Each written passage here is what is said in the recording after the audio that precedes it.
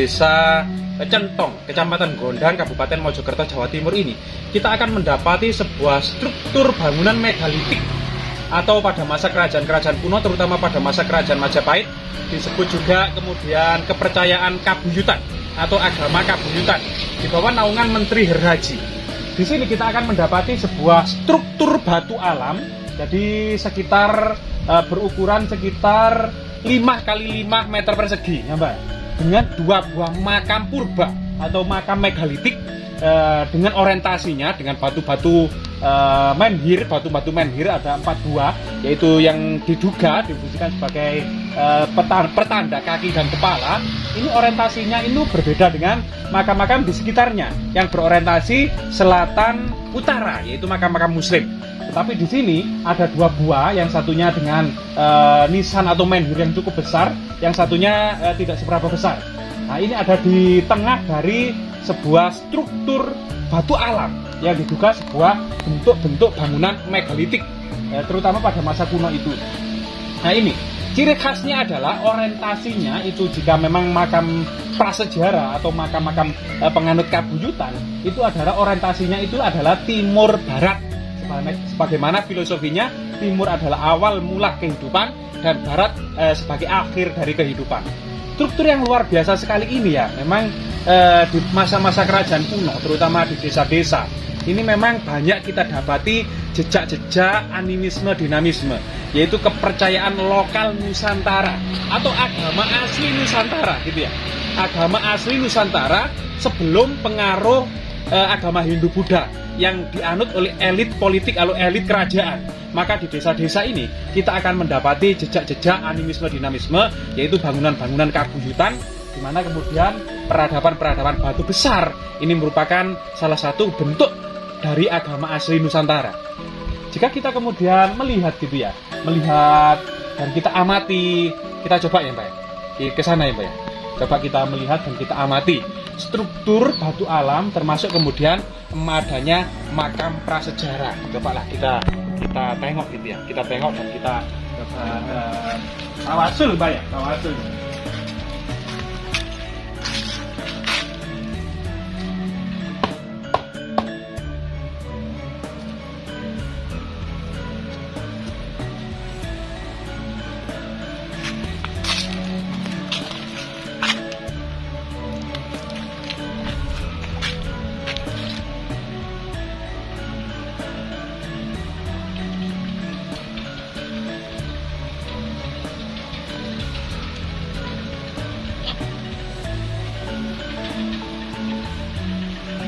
Jadi di sini ada sebuah gundukan yang merupakan sebuah struktur batu alam dengan pintu masuk ini dari arah barat gitu ya, dengan pintu masuk dari arah barat.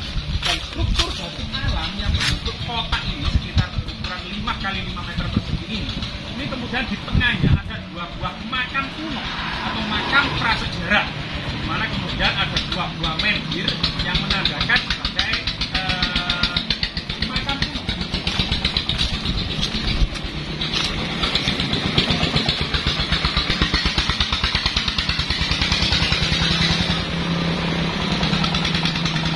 Nah, di sini juga kita temukan, kita jumpai sebaran-sebaran dari batu kuno, Kang.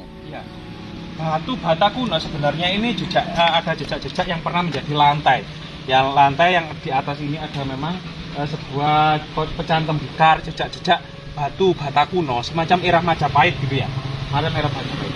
Di sini ternyata selain kemudian adanya bentuk-bentuk menhir atau peradaban batu besar gitu ya, yang bentuknya itu balok kotak gitu ya, ada 2. Semacam sebagai maesan gitu ya, kepala atau tetenger, kepala dan kaki. Ini ada 2 buah gitu ya.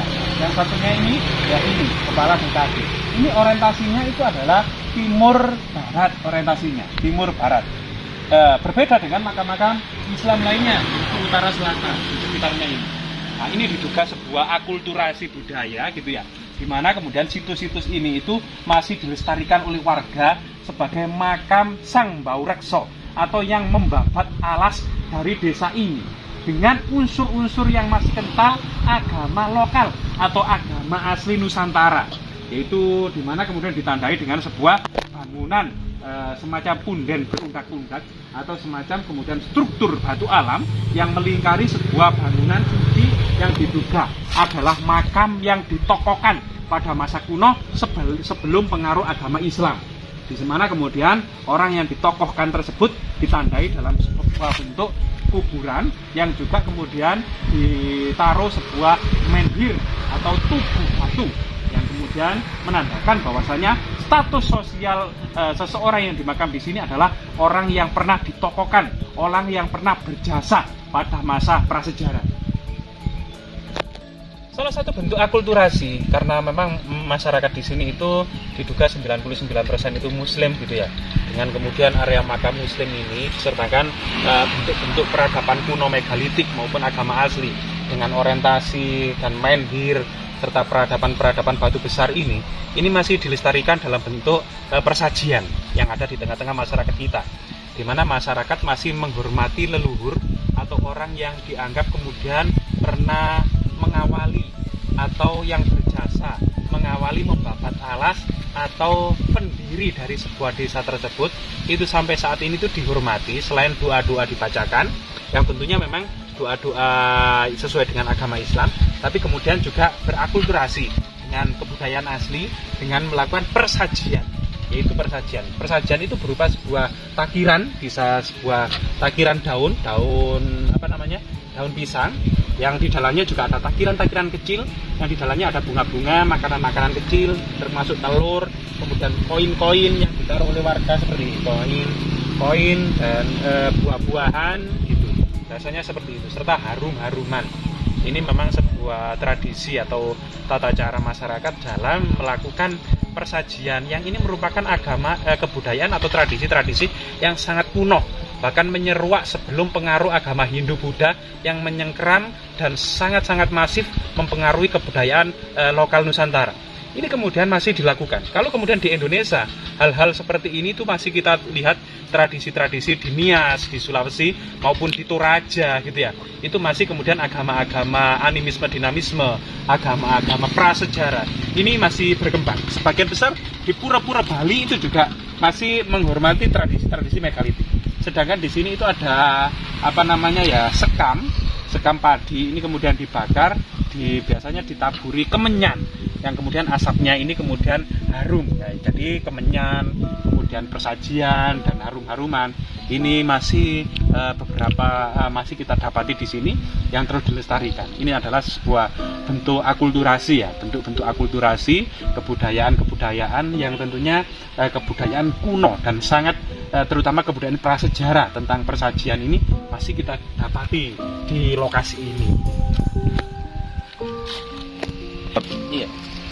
Pemujaan kepada menhir batu besar pada masa peradaban kuno, menhir itu juga sebagai lambang kesuburan, termasuk juga kemudian lambang gunung. Jadi orientasinya kemudian gunung dan batu ini sebagai sarana tempat bersemayamnya arwah-arwah leluhur, terutama di gunung gitu ya, bersemayam di arwah-arwah leluhur.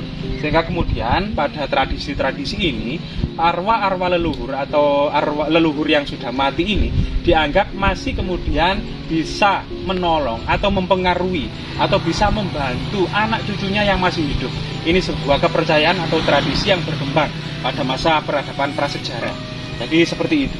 Jadi luar biasa sekali ya, memang jejak-jejak peradaban kuno ini kan masih dilestarikan. Tidak hanya kemudian sebagai situs magis religius, tapi sebuah bukti mata rantai peradaban masa lalu, dan kita itu sebagai generasi muda ini memiliki mata rantai yang terhubung adanya benang merah dengan para leluhur, atau kemudian bagaimana kita mengawali menulis sejarah. Itu dari mana? Itu dari peradaban prasejarah megalitik, kemudian peradaban Hindu-Buddha yang kemudian berkembang sangat pesat sehingga memunculkan percandian dan dewa-dewa, kemudian peradaban Madya yang kita pengaruh Islam itu cukup kental sebelum kemudian pengaruh masa kolonial Belanda.